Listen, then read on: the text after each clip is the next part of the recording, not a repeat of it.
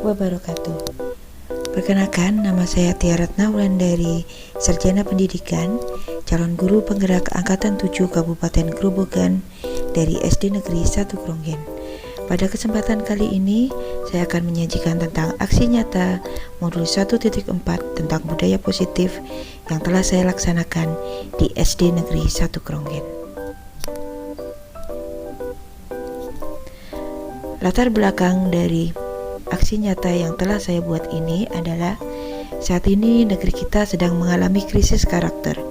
Hal ini disebabkan karena banyak dari generasi muda yang mengikuti tren atau budaya dari luar tanpa adanya filter yang kuat. Kemajuan teknologi yang begitu pesat juga ikut berdampak pada perkembangan karakter anak. Tentunya kita sebagai pendidik harus menerapkan kembali adanya budaya positif di lingkungan sekolah. Budaya positif di lingkungan sekolah merupakan nilai-nilai keyakinan yang tumbuh dan berkembang sesuai dengan nilai-nilai yang dianut dan diyakini sekolah.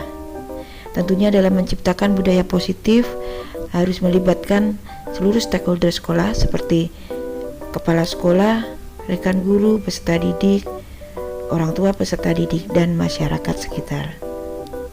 Dengan adanya kolaborasi, maka budaya positif dapat diterapkan. Tujuan kegiatan aksi nyata yang telah saya laksanakan adalah: pertama, mendidik peserta didik melakukan pembiasaan positif di sekolah. Yang kedua, menumbuhkan sikap tanggung jawab pada diri peserta didik atas kesepakatan kelas yang disusun bersama. Yang ketiga, mengembangkan inisiatif yang tinggi pada diri peserta didik. Dan yang keempat, menumbuhkan rasa menghargai pada diri sendiri maupun orang lain. Deskripsi dari kegiatan aksi nyata yang saya laksanakan adalah membuat kesepakatan kelas yang berpihak pada peserta didik, kemudian melakukan diseminasi kepada rekan guru, serta mengkomunikasikannya terlebih dahulu kepada kepala sekolah sehubungan dengan kegiatan aksi nyata yang akan saya lakukan.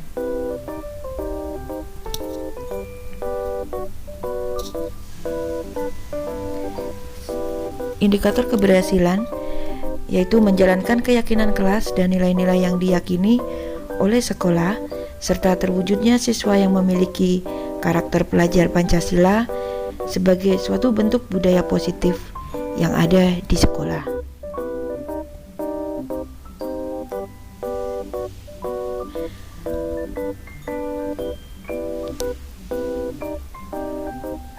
Adapun langkah-langkah kegiatan dari aksi nyata yang saya lakukan adalah pada minggu pertama saya meminta izin, dukungan, serta arahan dari kepala sekolah tentang program aksi nyata yang akan saya laksanakan. Pada minggu kedua saya melakukan aksi nyata berupa pengenalan budaya positif dengan menyusun keyakinan kelas.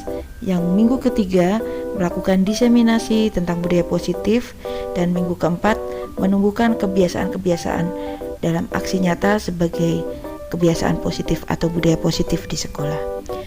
Adapun hasil dari aksi nyata yang saya lakukan adalah membangun kesepakatan kelas, membuat siswa merasa lebih senang dan percaya diri karena merasa menjadi bagian dalam pengambilan keputusan di kelas, serta termotivasi dalam menjalankan keyakinan kelas yang telah disusun bersama.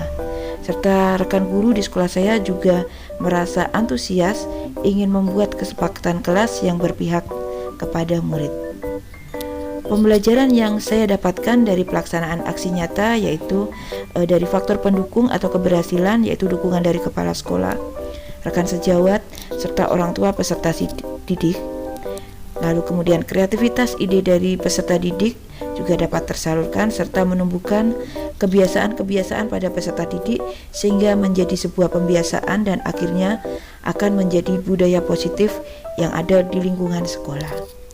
Rencana perbaikan di masa depan, saya akan menerapkan Merdeka Belajar dan ilmu baru yang saya dapat dari pendidikan guru penggerak, kemudian melakukan inovasi-inovasi pembelajaran, serta menumbuhkan dan menjadikan suatu kebiasaan tentang budaya positif yang ada di lingkungan sekolah.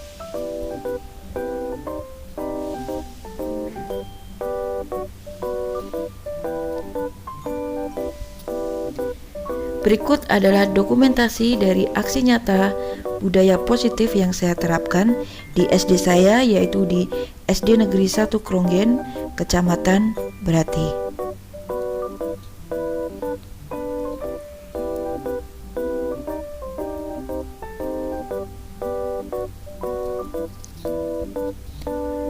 Pada minggu pertama, saya meminta izin, dukungan, serta arahan dari atasan saya, yaitu kepala sekolah, tentang program aksi nyata budaya positif yang akan saya laksanakan di sekolah, serta menyiapkan segala sesuatu yang akan saya butuhkan dalam melaksanakan aksi nyata. Pada minggu kedua, saya mengadakan pengenalan budaya positif dengan membuat kesepakatan kelas.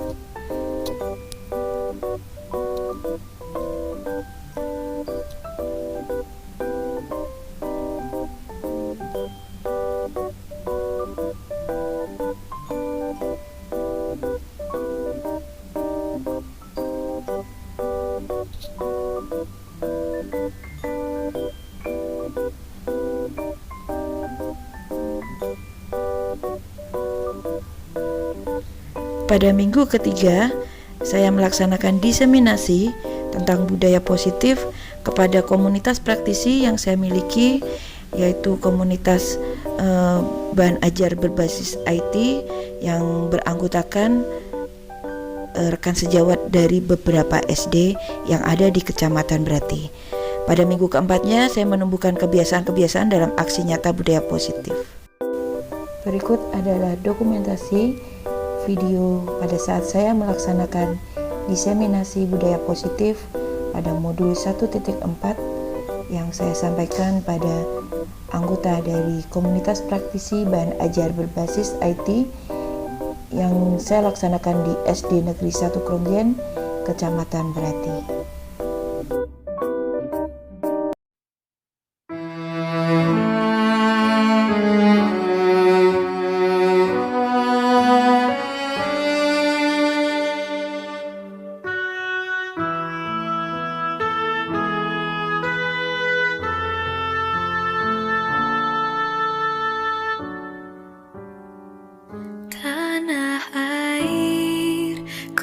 Tidak kulupakan,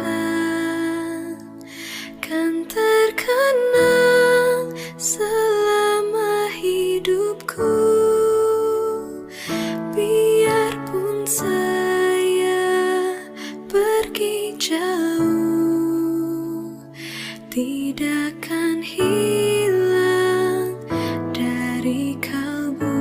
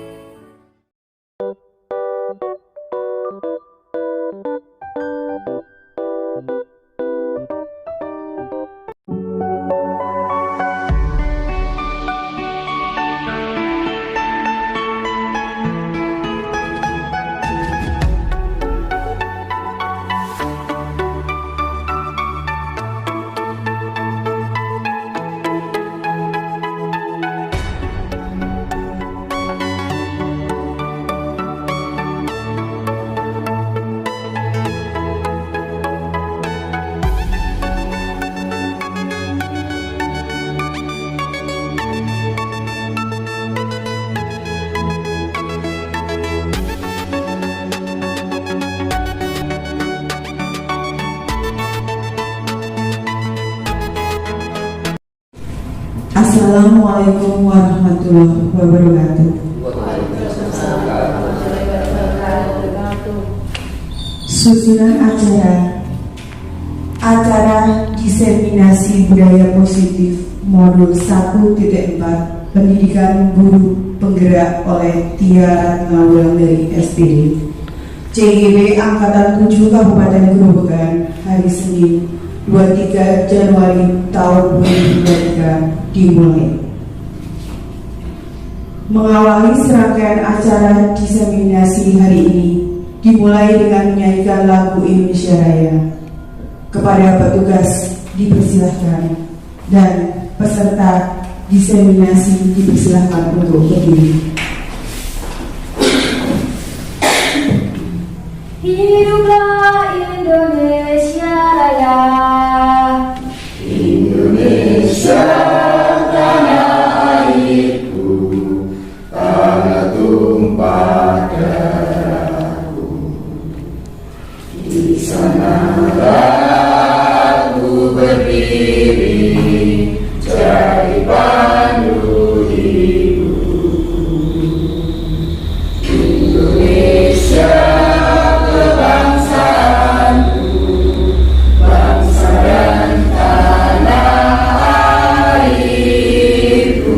Marilah kita berseru, Indonesia bersama. Berikutnya akan saya sampaikan susunan acara yang akan berlangsung pada hari ini. 1. Pembukaan. 2. Diseminasi budaya positif. 3. Penutup. Meniti acara yang pertama adalah pembukaan. Marilah kita buka acara diseminasi hari Senin tanggal 23 bulan Januari tahun 2023 dengan ucapan basmalah bersama. Selanjutnya adalah acara yang kedua, yaitu diseminasi budaya positif yang akan disampaikan oleh Ibu Tia Ratnaulan dari SPD CGP Angkatan 7 Kabupaten Gerobokan. Tempat dan waktu kami persilahkan. Assalamualaikum warahmatullahi wabarakatuh.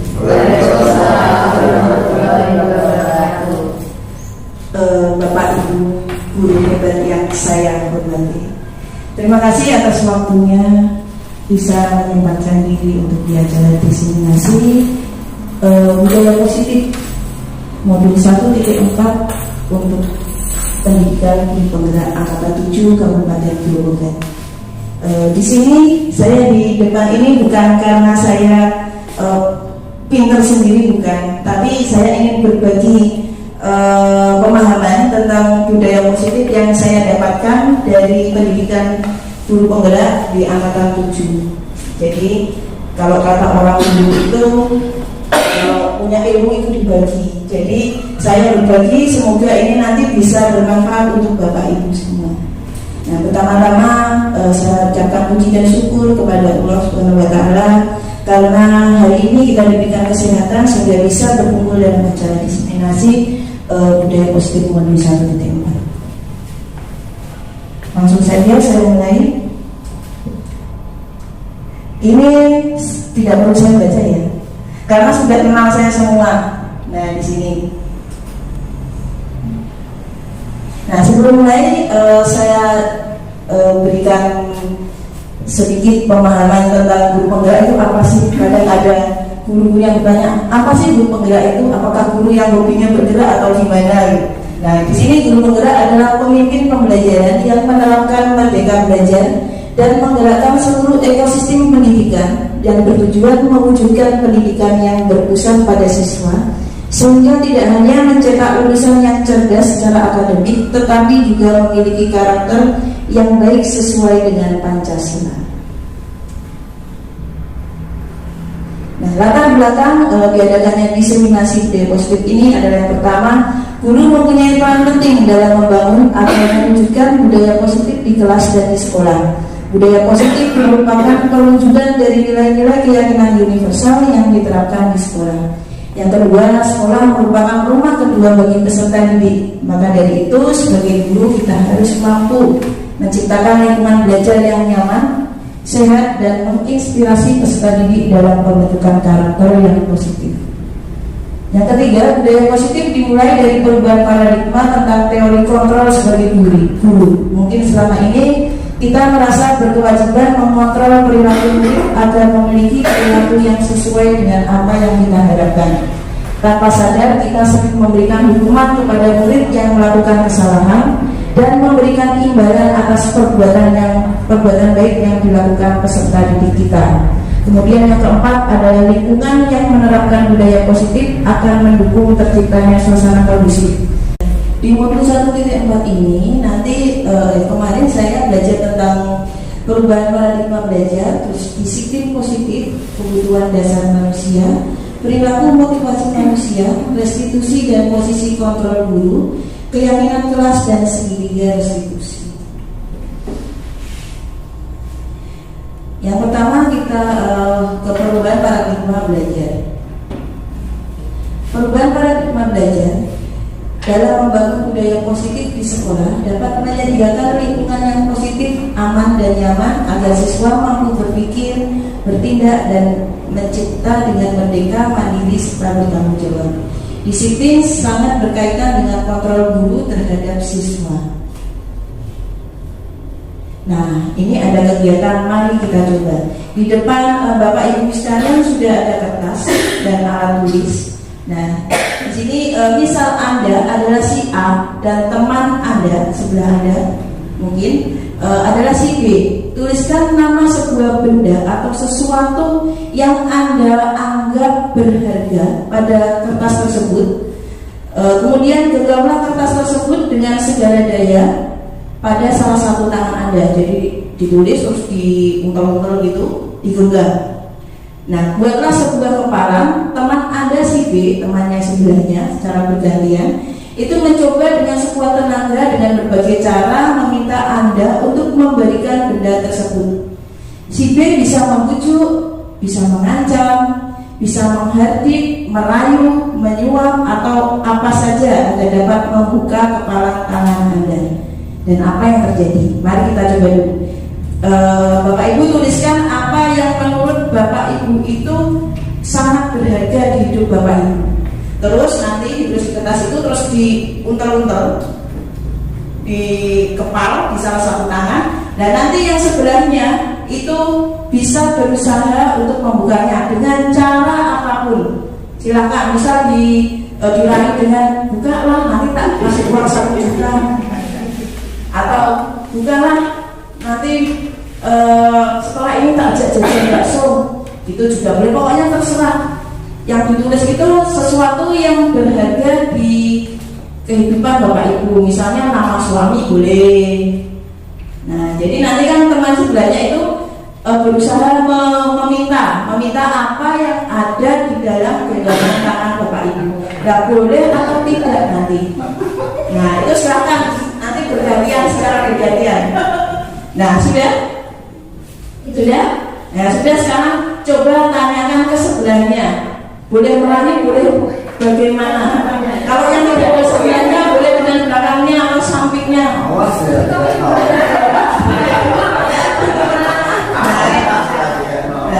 Ada yang berhasil dibuka, membuka tangan temannya? Belum ada yang berhasil. Belum ada yang berhasil. Kita lanjut ke slide berikutnya. Dapatkah kita mengontrol seseorang? Maksudnya di sini adalah Anda meminta kepada teman sebelah Anda, mengontrol sebelah Anda, pokoknya buka, nek dibuka, masuk ya, atau bagaimana tadi cara Anda? Berhasilkah? Ada yang berhasil mengontrol teman Anda? Tidak ada. Karena yang bisa mengontrol diri kita adalah diri kita sendiri, bukan orang lain. Selanjutnya, di sini ada perubahan paradigma stimulus respon dengan teori kontrol. Di sini di sebelah kiri, yang ini ada stimulus respon. Kita mencoba mengubah orang agar berpandangan sama dengan kita. Tapi di teori kontrol diri kita berusaha memahami pandangan orang lain tentang dunia. Harusnya seperti itu. Kita harus bisa mengontrol diri sendiri untuk seperti itu. Nah, di stimulus respon, perilaku buruk dilihat sebagai suatu kesalahan. Tidak cukup sampai minta maaf. Misal melakukan kesalahan, pokoknya maaf kok, kayak itu aku mau gak bakal maafin. Seperti itu. Nah, padahal di teori kontrol itu semua perilaku yang kita lakukan itu memiliki tujuan. Jadi kita melakukan sesuatu itu ada tujuannya, tidak mungkin tidak. Terus yang ketiga, orang lain bisa mengontrol saya. Pada teori kontrol hanya Anda yang bisa mengontrol diri Anda, bukan orang lain. Yang ketiga, saya bisa mengontrol orang lain. Padahal sebenarnya Anda tidak bisa mengontrol orang lain. Selanjutnya, pemaksaan ada pada saat bujukan gagal. Tadi gagal dipaksa. Padahal yang sebenarnya adalah kolaborasi dan konsensus menciptakan pilihan-pilihan baru. Jadi kita menawarkan pilihan-pilihan yang baru. Terus model berpikir menang atau kalah, kalau di teori kontrol itu model berpikir menang-menang, podo itu E. Jadi tidak ada yang dirugikan.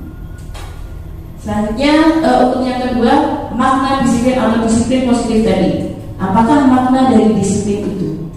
Nah, di sini budaya positif dulu. Budaya positif adalah budaya positif di sekolah, yaitu nilai dan kebiasaan di sekolah yang berpihak pada peserta didik agar mereka dapat berkembang menjadi pribadi yang kritis, penuh hormat dan bertanggung jawab sesuai dengan karakter profil belajar Pancasila. Dan ini yang harus kita kembangkan di sekolah. Nah, sedangkan disiplin sendiri itu berasal dari bahasa Latin, yaitu disiplina, yang artinya belajar. Makna asal dari kata ini berkonotasi dengan disiplin diri dari murid-murid Socrates dan Plato. Disiplin diri membuat orang menggali potensi menuju sebuah tujuan apa yang dia hargai.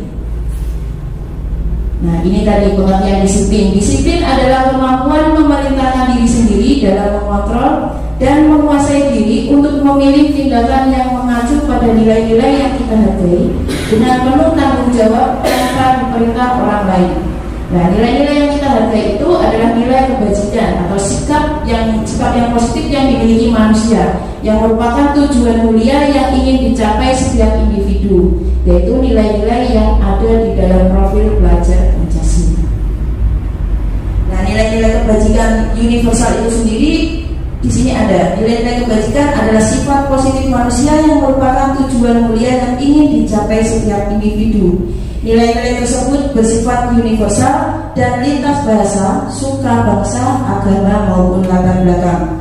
Setiap perilaku atau perbuatan memiliki suatu tujuan, itu yang dikatakan oleh Dr. William Glasser pada teori kontrol di tahun 1984. Dengan mengaitkan nilai-nilai kebajikan yang diyakini seseorang, maka motivasi intrinsiknya akan terbangun, sehingga menggerakkan motivasi dari dalam untuk dapat mencapai tujuan mulia yang diinginkan, seperti yang dikatakan oleh Diana Gosen pada tahun 1998. Nilai kebajikan yang ingin dicapai oleh setiap anak Indonesia kita kenal dengan profil belajar Pancasila.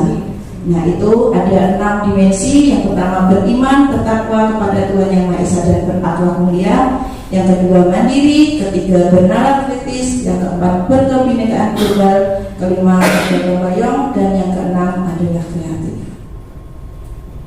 Nah, disiplin positif di dalam budaya kita, makna kata disiplin yaitu sesuatu yang dilakukan seseorang pada orang lain dengan tujuan mendapatkan kepatuhan. Sebagai pendidik, tujuan kita adalah menciptakan anak-anak yang memiliki disiplin diri sehingga mereka dapat berperilaku mengacu pada nilai-nilai kebajikan universal dan memiliki motivasi intrinsik bukan ekstrinsik. Nah, selanjutnya adalah kebutuhan dasar manusia. Kebutuhan dasar manusia itu ada 5. Nah, seperti yang ada pada lingkaran itu, kebutuhan akan penguasaan, kebutuhan akan cinta dan kasih sayang, kebutuhan akan kesenangan, kebebasan, serta bertahan hidup. Nah, realitas atau kebutuhan setiap orang itu tentunya berbeda. Sebagai pendidik, kita juga harus berusaha memahami pandangan orang lain terhadap dunia. Setiap orang memiliki gambaran yang berbeda. Nah, di sini ada contoh kasusnya. Nah, ini ada Bu Sania, adalah seorang guru di kelas 4 di SD Negeri Nusa Bangsa. Bu Sania sedang bingung menghadapi ulah salah satu peserta didik di kelas yang bernama Tono. Beberapa anak telah datang dan mengeluhkan Tono yang seringkali meminta bekal makan siang temannya dengan paksa. Jika Anda mengalami posisi seperti Bu Sania, apa yang Anda lakukan? Menurut Anda, apa alasan Tono melakukan hal tersebut? Kira-kira apa? Kok ada murid yang sering meminta bekal temannya? Kira-kira itu ada alasannya atau tidak? Tidak berbekal, tidak kena sakit. Apalagi kira-kira? Lapar. Nah, ini tentunya yang dilakukan Tono itu memang memiliki alasan. Jadi Bu Sania tentu saja tidak bisa langsung memarahi Tono. Kowe iki senengane njaluk jajanin kacane.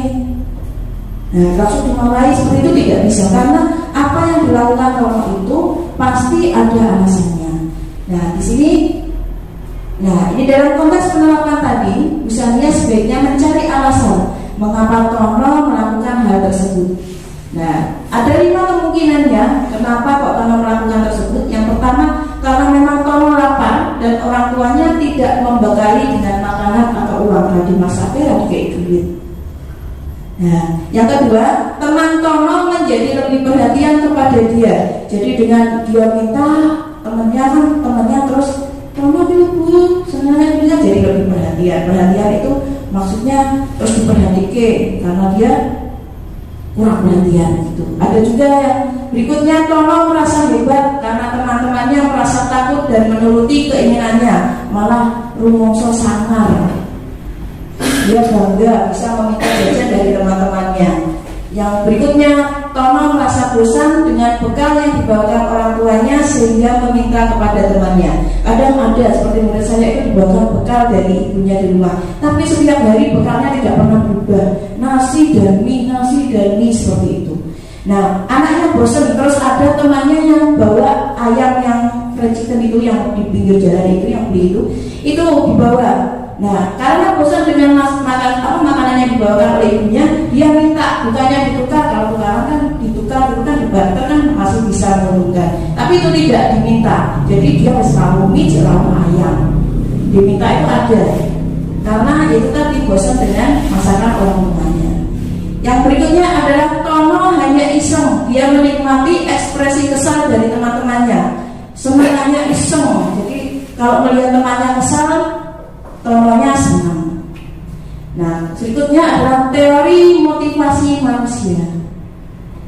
Nah, ada 3 teori motivasi manusia yang dikemukakan oleh dia dan Gosen dalam bukunya Restructuring School Discipline. Yaitu yang pertama adalah untuk menghindari ketidaknyamanan atau hukuman. Jadi seorang murid itu melakukan disiplin karena dia itu untuk menghindari ketidaknyamanan atau hukuman.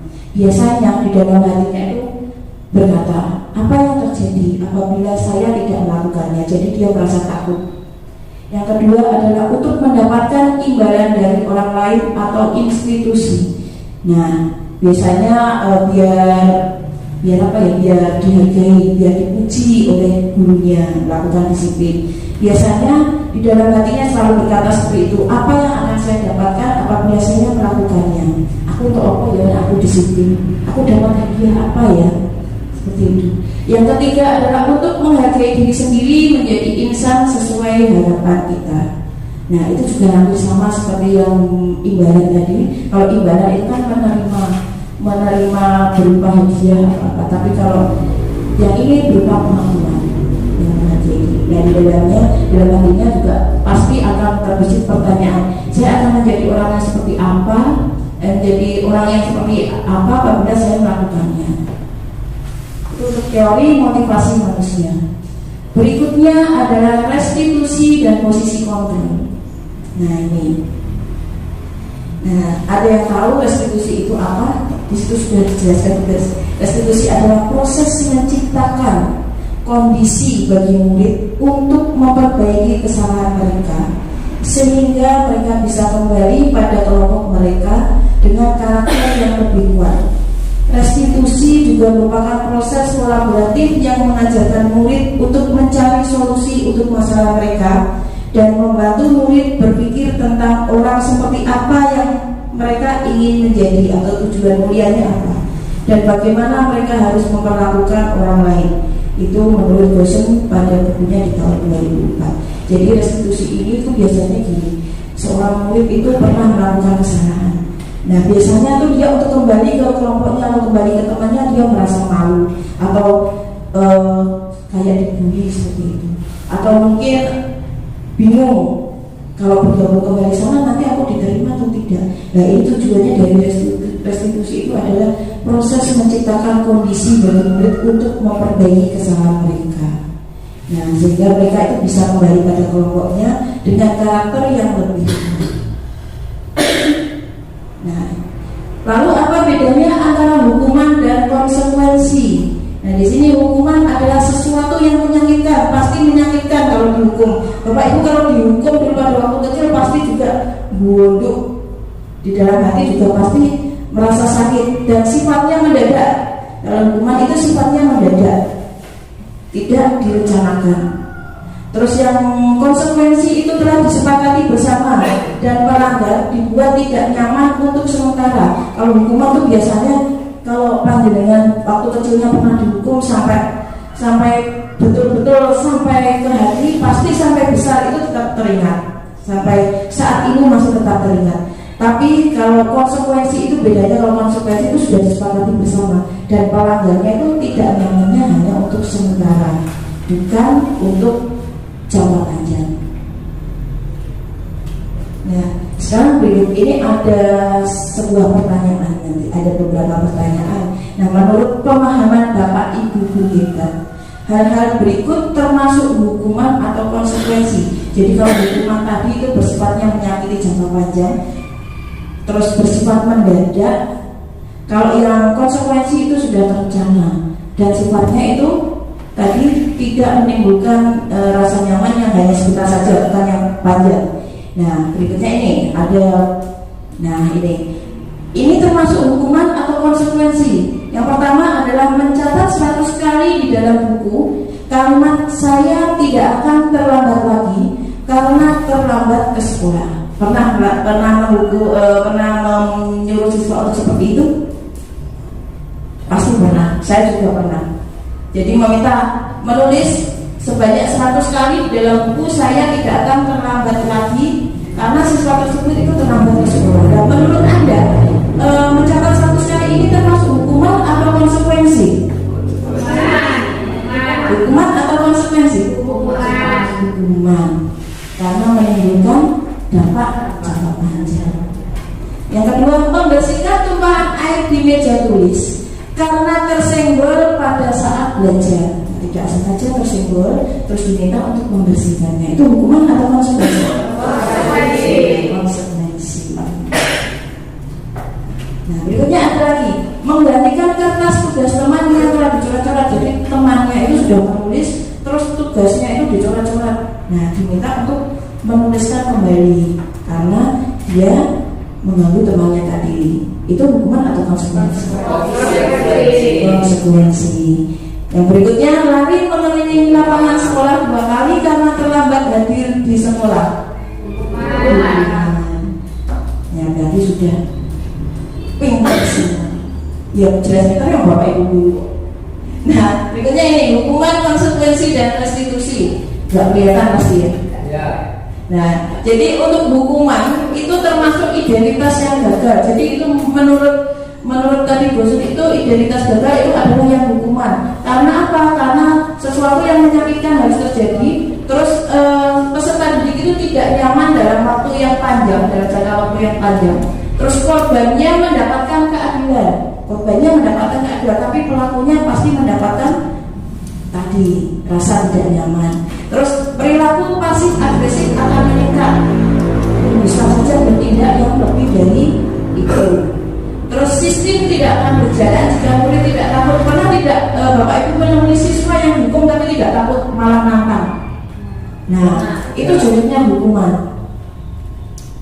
Mesti kalau yang takut ya selesai itu nggak akan mengulang lagi. Tapi ada anak yang memang bandel dihukum beberapa kali malah seneng. Kayak menurut saya itu ada yang tak hukum. Pernah saya menghukum waktu belum ini, saya pernah menghukum nggak mengerjakan PR, silakan kerjakan di luar. Senang malah. Besoknya nggak mengerjakan lagi karena dia bisa di luar sambil lihat orang olahraga. Yang berikutnya adalah peraturannya adalah kamu harus, kalau hukuman itu pasti katakannya kamu harus mengelilingi lapangan, kamu harus mengerjakan PA di luar. Nah, itu ada kamu harus. Terus berikutnya, peserta didik akan membenci peraturan. Jadi peserta didiknya bukan akan mentaati peraturan, tapi justru membenci peraturan. Nah, ini dinamakan identitas gagal yang bersifat negatif. Dari bahasa itu negatif. Terus yang identitas sukses itu disiplin, konsekuensi dan apa itu? Restitusi. Nah, kalau konsekuensi itu sesuatu harus terjadi, restitusi pilihan. Jadi kalau restitusi itu muridnya ketika melakukan kesalahan itu diberikan pilihan bagaimana penyelesaiannya, bukan malah dihukum, bukan malah bully kan ada seperti itu juga. Tapi diberikan pilihan, kamu melakukan kesalahan ini, lalu usaha apa yang dapat kalian lakukan untuk memperbaiki kesalahannya. Biasanya seperti itu. Terus tidak nyaman untuk peserta didik atau anak dalam jangka waktu pendek, itu untuk yang konsekuensi. Untuk yang restitusi menguatkan, justru akan menguatkan peserta didik dalam jangka waktu panjang.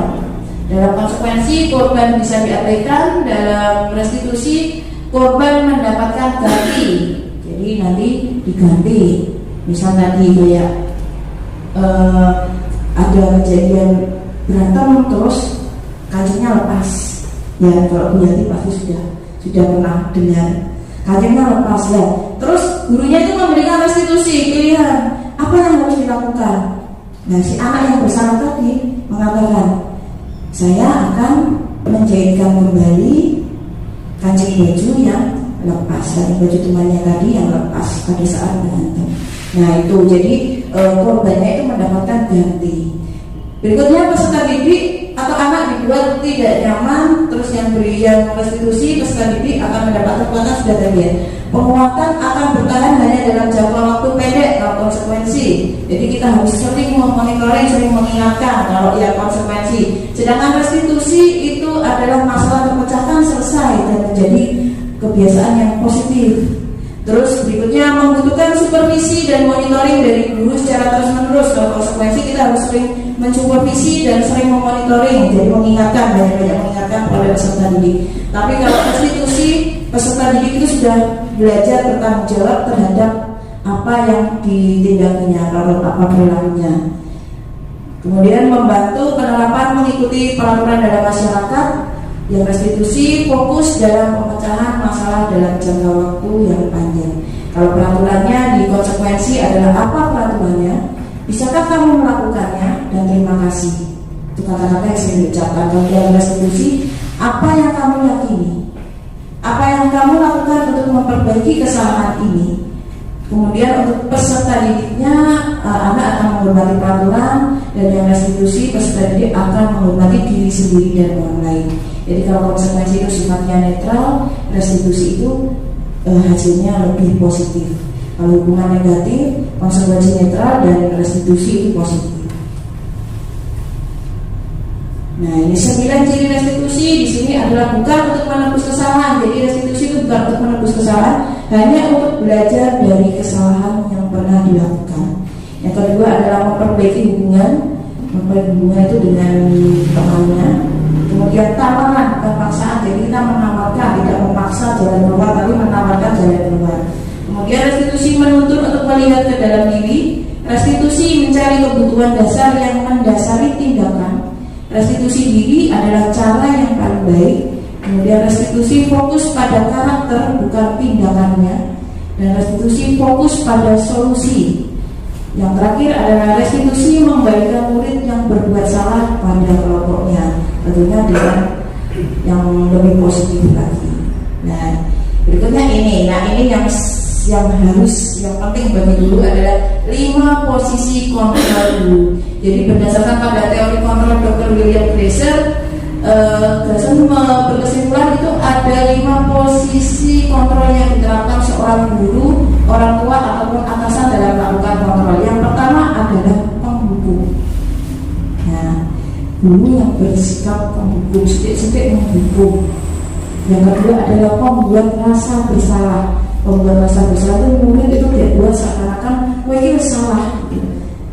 Jadi gini, misalnya gini, pembuat rasa bersalah itu, kamu kok gitu tuh, kamu nggak kasihan sama ibu dimarahi kepala sekolah, kamu ibu dimarahi kepala sekolah, seperti itu. Untuk teman-teman itu biasanya murid itu menganggap gurunya seperti teman, tapi kurang menghormati. Itu untuk yang posisi teman. Selanjutnya adalah pemantau atau monitoring. Jadi guru yang tugasnya hanya memantau saja, memantau perbuatan teman siswa-siswanya. Nah, yang paling baik dari 5 posisi kontrol guru ini adalah yang manajer. Nah, manajer ini dia sudah bisa menempatkan restitusi tadi yang tadi. Nah, di sini Ini ada motivasi eksternal dan motivasi internal. Eksternal tentunya yang berasal dari dua peserta didik. Kalau yang internal itu yang berasal dari diri. Jadi guru berbuat. Biasanya kalau penghukum itu ciri-cirinya adalah menghadik, menunjuk-nunjuk, menyakiti, menyindir. Saya dulu sering kayak gitu, menyindir siswa. Misal bersalah tak sindir dalam kelas itu sering dulu. Terus pembuat rasa bersalah saya juga pernah mengalami. Itu cirinya itu yaitu berceramah, menunjukkan kekecewaan. Saya sangat kecewa denganmu. Nah itu pembuat rasa bersalah. Yang kontrol adalah membuat alasan-alasan untuk murid-muridnya. Yang pemantau menghitung dan mengukur. Yang kontrol, yang pemantau itu biasanya gini. Sudahkah kamu mendapat bintang hari ini? Biasanya kan kita akan memberikan reward berupa bintang. Nah itu termasuk pemantau. Yang manajer itu adalah mengajukan pertanyaan-pertanyaan. Pertanyaan itu seperti mengapa kamu berbuat ini? Apa alasannya? Seperti itu. Nah, kemudian untuk yang dulu berkata, ya ini perkataannya, kalau kamu tidak melakukannya, saya akan. Nah itu menghukum. Untuk yang membuat rasa bersalah itu gurunya berkata, kamu sudah mengecewakan ibu atau bapak. Terus untuk yang teman, lakukanlah demi bapak atau ibu, ya. Nanti ya sudah, nanti bapak itu baru bereskan. Nah itu termasuk teman. Kita bersifat dulu sebagai temannya. Atau pemantau, apa peraturannya, apa konsekuensinya, apa yang telah kamu lakukan, dan apa yang terjadi sekarang. Nah itu pemantau. Nah kalau manajer itu biasanya kata-katanya itu, apa yang kita yakini, apakah kamu meyakini hal tersebut? Kalau kamu meyakininya, maukah kamu memperbaikinya? Kalau kamu memperbaikinya, jadi kira-kira hal tersebut akan menggambarkan apa tentang dirimu? Kalau lebih enak didengarkan yang mana? Yang manajer. Nah, untuk yang hasilnya pada anak untuk penghukum itu nanti anak akan menjadi pemberontak, pendendam, menyalahkan orang lain. Untuk membuat rasa bersalah, hasilnya adalah menyembunyikan, menyangkal, dan berbohong. Untuk kontrol sebagai teman itu akan menghasilkan siswa yang ketergantungan kepada gurunya. Misalnya, nanti guru yang bereskan. Itu. Untuk pemantau adalah hasilnya menyesuaikan bila diawasi, serta manajer itu menguatkan watak atau karakter dari peserta didik tersebut. Nah ini muridnya berkata, kalau hukum saya tidak peduli. Nah biasanya karena kecewa seperti itu. Terus maafkan saya. Kalau membuat rasa bersalah kan siswanya pasti bilang seperti itu. Terus kalau teman, siswanya pasti akan berkata seperti ini, saya pikir bapak atau ibu adalah teman saya. Ada di posisi kontrol, maka ilustrasi berikut ya. Jadi yang pertama, saya kecewa sekali dengan kamu. Itu kira-kira ada di posisi kontrol yang mana? Rasa bersalah ya. Selanjutnya, kamu tidak pernah benar melakukannya. Ya, hubungan. Ayo lakukanlah demi ibu atau bapak. Nah, apakah kamu mau mendapatkan stiker bintang hari ini? Pemantau. Yang selanjutnya, bagaimanakah kamu bisa menyelesaikan masalah ini?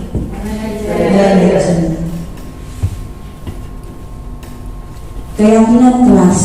Nah ini keyakinan kelas. Yang dimaksud dengan keyakinan kelas di sini adalah keyakinan kelas itu nilai-nilai kebajikan atau prinsip-prinsip universal yang disepakati bersama secara universal, lepas dari perbedaan agama, suku, negara, dan bahasa. Mengapa keyakinan kelas? Mengapa tidak peraturan saja? Nah, karena menurut dosen suatu keyakinan akan lebih memotivasi seseorang dari dalam atau intrinsik, sehingga seseorang akan lebih bersemangat untuk menjalankan keyakinan daripada hanya sekedar mengikuti peraturan. Nah ini peraturan kelas. Jadi dasar dari budaya positif itu dimulai dari peraturan kelas. Jadi kita punya peraturan kelas, kemudian dikembangkan lagi menjadi keyakinan kelas. Keyakinan kelas itu tidak panjang. Kalau peraturan kan panjang kata tertib itu. Kalau keyakinan kelas itu tidak. Terus dari keyakinan kelas itu akan terbentuk menjadi lingkungan yang positif. Lingkungannya kembali menjadi positif. baru akan menjadi budaya positif. Ya, budaya positif itu berarti sudah satu SD, satu sekolah.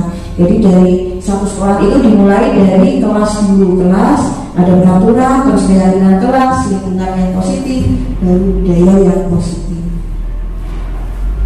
Nah, ini kira-kira nilai kebajikan apa yang dituju dari peraturan ini. Jadi misal ada peraturan selalu kembalikan buku ke tempatnya, itu nilai kebajikan yang dituju itu apa? Misalnya kayak disiplin atau tanggung jawab atau apa. Nah, kalau ada peraturan selalu kembalikan buku ke tempatnya, tanggung jawab. Dilarang mengganggu orang lain. Hadir di sekolah 15 menit sebelum pembelajaran dimulai. Dilarang melakukan kekerasan. Nanti ada kuncinya di belakangnya. Dilarang menggunakan narkoba. Kemudian bergantian atau menunggu giliran. Gunakan masker dan jangan berlari di kelas atau koridor. Nah ini. Nah, jadi selalu kembalikan buku tempatnya itu termasuk tanggung jawab. Terus dilarang mengganggu orang lain, itu menghormati orang lain dan diri sendiri. Hadir di sekolah itu menghormati orang lain. Komitmen pada tujuan itu juga disiplin, tapi disitu tidak ditambahkan. Atau dilarang melakukan kekerasan. Kekerasan itu keselamatan, menghormati orang lain. Nah, dilarang menggunakan narkoba itu untuk kesehatan. Bergantian untuk atau menunggu giliran itu menghormati orang lain, kesabaran. Gunakan masker itu kesehatan dan keselamatan. Jangan berlari di kelas atau koridor itu keselamatan dan. Nah, bagaimana cara membentuk keyakinan kelas? Nah ini ada 7. Yang pertama, keyakinan kelas itu bersifat lebih abstrak daripada peraturan yang lebih rinci dan konkret, jadi lebih nyata. Tidak hanya kata-kata. Kalau peraturan kan biasanya relatif kan panjang, kalau ini tidak. Terus yang kedua, keyakinan kelas berupa pernyataan universal, jadi isinya yang baik, tidak bertele-tele. Yang ketiga adalah pernyataan keyakinan kelas dibuat dalam bentuk positif, jadi kata-kata yang digunakan itu harus yang positif. Yang keempat, keyakinan kelas hendaknya tidak terlalu banyak sehingga mudah diingat dan dipahami. Yang kelima, keyakinan kelas sebaiknya sesuatu yang dapat diterapkan di lingkungan tersebut. Yang keenam, semua warga kelas ikut berkontribusi dalam pembuatan keyakinan kelas lewat kegiatan curah pendapat. Kemudian yang ketujuh, bersedia meninjau kembali keyakinan kelas dari waktu ke waktu.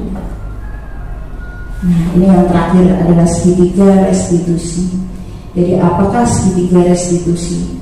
Segitiga restitusi adalah proses menciptakan kondisi bagi peserta didik untuk memperbaiki kesalahan mereka, sehingga mereka bisa kembali pada kelompok mereka dengan karakter yang lebih kuat. Melalui restitusi guru dapat itu membuat membantu murid menjadi lebih memiliki tujuan, disiplin yang positif, serta memulihkan dirinya setelah berbuat salah. Kemudian akan membantu murid untuk jujur pada diri sendiri dan mengevaluasi dampak dari kesalahan yang dilakukan, serta memberikan penawaran penyelesaian, bukan paksaan. Nah, tujuannya adalah itu. Yang pertama, langkah pertama dari segitiga restitusi adalah menstabilkan identitas. Di sini adalah bisa dikatakan, gurunya itu bisa berkata berbuat salah itu hal yang manusiawi. Terus yang kedua adalah tidak ada manusia yang sempurna. Yang ketiga, bapak ibu guru juga pernah berbuat salah. Yang keempat, kita pasti bisa menyelesaikan masalah ini. Dan yang kelima, bapak ibu guru tidak tertarik mencari tahu siapa yang benar dan siapa yang salah, tapi bapak ibu guru lebih tertarik untuk menyelesaikan masalah. Dan yang terakhir adalah, kalau kamu menyalahkan dirimu terus-menerus, apakah kamu bersikap baik pada dirimu sendiri? Nah, ini untuk langkah pertama dari segitiga restitusi adalah menstabilkan identitas, yang tujuannya untuk membuat anak yang merasa gagal menjadi positif terhadap dirinya. Langkah yang kedua adalah validasi tindakan yang salah. Tujuannya adalah membantu peserta didik mengenali kebutuhan yang ingin dipenuhinya ketika melakukan kesalahan itu. Pada dasarnya, setiap tindakan manusia tujuannya adalah memenuhi kebutuhan dasar, apakah itu power, freedom, love and belong, fun and survival. Nah, di dalam validasi tindakan yang salah ini, guru dapat berkata, Kamu bisa saja kan melakukan hal yang lebih buruk, tapi kamu tidak melakukannya kan? Atau kamu pasti punya alasan mengapa melakukannya, atau apa yang penting bagi kamu. Kemudian kamu boleh tetap berusaha menjaga sikap itu, tapi tambahkan sikap yang lain, yang baru, dan tentunya yang lebih baik. Maukah kamu belajar cara lain untuk mendapatkan yang kamu butuhkan tanpa harus memukul? Apakah kamu bisa melakukan dengan lebih baik besok lagi? Nah, untuk langkah yang terakhir adalah menanyakan keyakinan. Nah, tujuannya adalah agar anak melihat kesalahannya dihubungkan dengan norma sosial dan nilai-nilai yang mendasari manusia berinteraksi dengan orang lain. Nah, di sini guru dapat berkata, apa nilai yang kita percaya di kelas atau di sekolah kita, atau nilai-nilai universal atau kebajikan apa yang telah kita sepakati. Kelas yang ideal itu seperti apa sih? Kamu ingin jadi seperti apa? Kamu ingin jadi anak seperti apa? Atau apa yang kamu rasakan ketika kamu melakukan itu? Dan yang terakhir, kamu mau menjadi orang yang seperti apa? Ini aksi nyata budaya positif di SD Satu Bungin. Jadi saya kemarin sudah membuat keyakinan kelas bersama dengan peserta didik. Nah, ini langkah awal dalam membuat keyakinan kelas. Nah, ini saya bagikan kertas seperti itu. Jadi saya meminta peserta didik itu untuk menentukan sendiri apa yang diyakininya, kata tertibnya. Wah, ini sinyalnya jelek.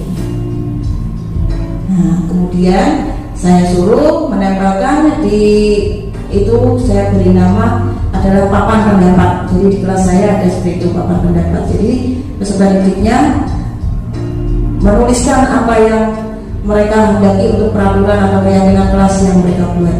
Jadi mereka yang membuat sendiri. Nah, setelah itu nanti jejak pendapat, terus kemudian saya tulis dulu, saya print, terus anak-anak menandatangani. Jadi anak-anak sendiri yang menyepakatinya. Karena itu anak-anak yang membuat, jadi anak-anak itu lebih semangat sendiri dalam mentaatinya. Nah, ini keyakinan kelas yang di SD Satu Bungin, khususnya kelas 4 yang kemarin sudah saya buat itu. Yang pertama adalah biasakan tepat waktu dalam segala kegiatan, peduli terhadap teman sekelas, guru dan lingkungan, menjadi pendengar yang baik kepada guru dan teman sekelasnya, baik hati, ramah, sopan santun kepada teman dan guru, bekerja keras dan selalu melakukan yang terbaik. Ini keyakinan kelas yang saya buat bersama anak-anak. Nah, ini adalah kata-kata yang saya dapatkan dari Ibu Titi Juli Hartini selaku fasilitator CGP Angkatan 7. Dari ini, beliau pernah mengatakan, kita sendiri yang memilih profesi sebagai pendidik. Berarti memilih untuk mengurusi kehidupan, memilih untuk bertanggung jawab dalam meningkatkan kualitas manusia, memilih bertanggung jawab dalam kehidupan orang banyak. Dan beliau juga mengatakan, tak perlu gengsi dalam belajar, saling belajar, saling memberi masukan. Jadilah seperti air, teguh pendiriannya, namun juga siap untuk menyesuaikan diri dalam menjalani proses belajar yang dilalui. Beliau mengatakan itu pada saat bimbingan pada waktu apa ya itu, akhir sesi bimbingan bersama fasilitator di CGP Angkatan 7. Nah, alhamdulillah sudah sampai di ujung. Nah, kita sudah selesai. Jadi terima kasih kepada Bapak Ibu guru hebat yang sudah mengikuti diseminasi yang saya sampaikan tadi. Waktu dan tempat saya kembalikan kepada pembawa acara.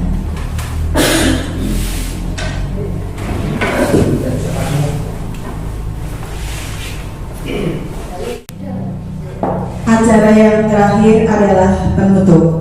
Mari kita tutup acara diseminasi dari ini dengan ucapan hamdalah bersama-sama. Wassalamualaikum warahmatullahi wabarakatuh. Waalaikumsalam warahmatullahi wabarakatuh.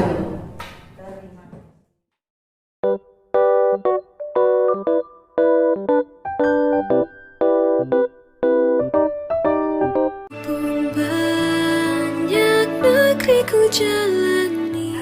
hari ini kita akan membahas PR yang kemarin ya. Soal sudah Ibu sembari di papan tulis. Nanti kita bahas bersama-sama. Sebelumnya kita akan memeriksa dulu PR kalian. Keluarkan buku tulis kalian.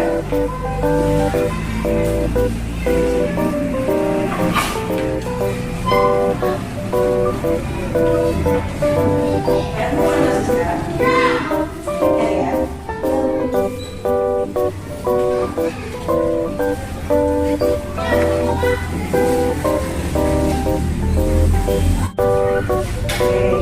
Nah, mari kita bahas bersama-sama untuk soal nomor 1. Siapa yang bisa silakan tunjuk tangan. Ya, Adelia, silakan maju.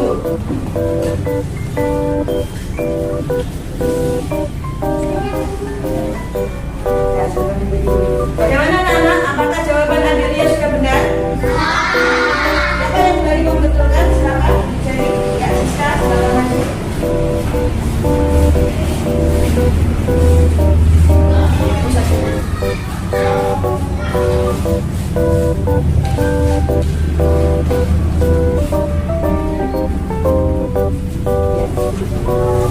Bagaimana anak-anak? Jawaban Siska, apakah sudah betul? Betul. Sekarang kita lanjut ke soal nomor 2.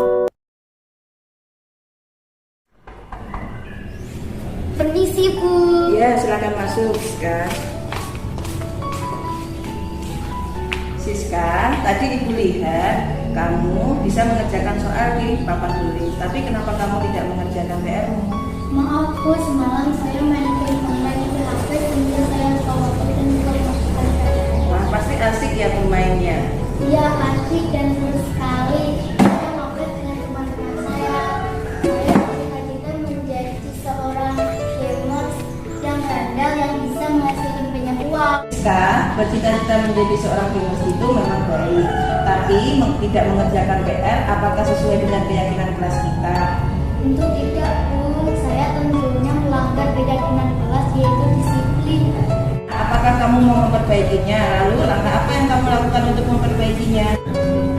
Mau, Bu. Saya berjanji tidak akan mengulangnya lagi. Dan saya akan membantu Adelia dalam memahami materi matematika ini.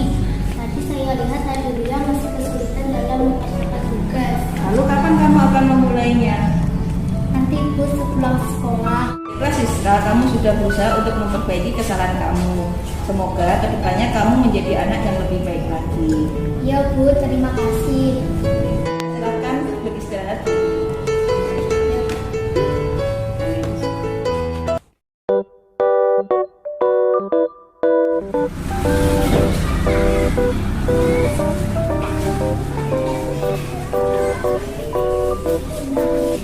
Ya, kamu sedang apa?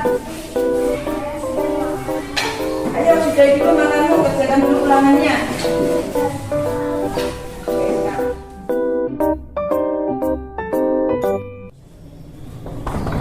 Permisi, Bu. Iya, Ci ya. Ini Nak, silakan duduk. Apakah Cia tahu kenapa Ibu memanggil kamu ke sini?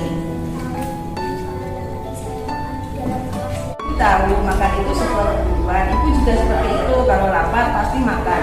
Tapi kita harus tahu kapan waktunya kita makan. Memangnya tadi pagi dia tidak sarapan? Apa tidak sarapan? Memangnya kamu bangun jam berapa? Kok nggak cepat sarapan?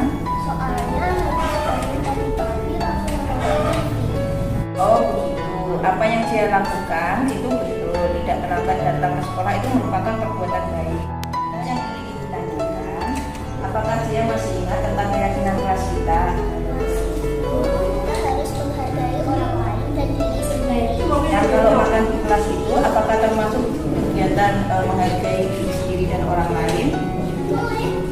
Nah, di sini Ibu tidak akan mencari siapa yang benar dan siapa yang salah.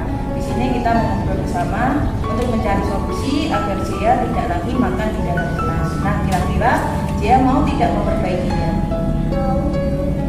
Saya akan dari awal dan tidak berhenti lagi agar saya bisa sempat sarapan. Kira-kira kamu akan melaksanakannya mulai kapan? Insya Allah besok. Baiklah, dia sudah mau memperbaiki kesalahannya. Semoga untuk kedepannya kamu menjadi anak yang lebih baik.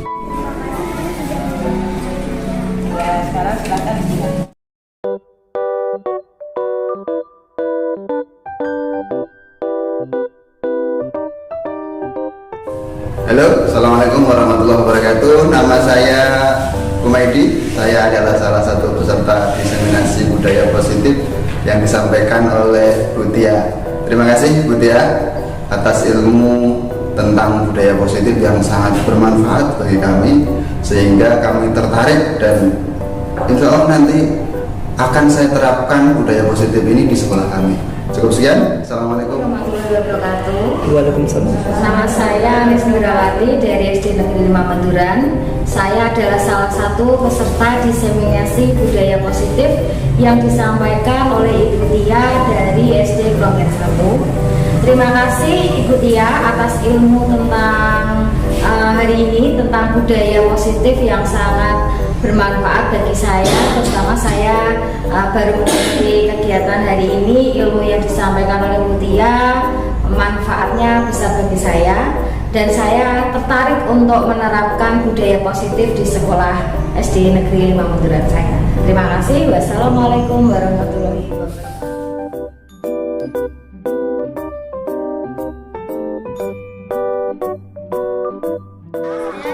Saya adalah siswa kelas 4 SD Negeri 1 Klongen. Kegiatan hari ini saya dan teman-teman bersama dengan Bu Tia adalah mengusung keyakinan kelas dan juga kelas impian saya. Setelah melakukan kegiatan tersebut, saya merasa sangat senang karena akhirnya pendapat saya dan teman saya bisa kita diskusi bersama. Pendapat dari saya dituliskan dalam selembar kertas, kemudian ditempel di depan untuk didiskusikan bersama. Sekian, terima kasih. Wassalamualaikum warahmatullahi wabarakatuh.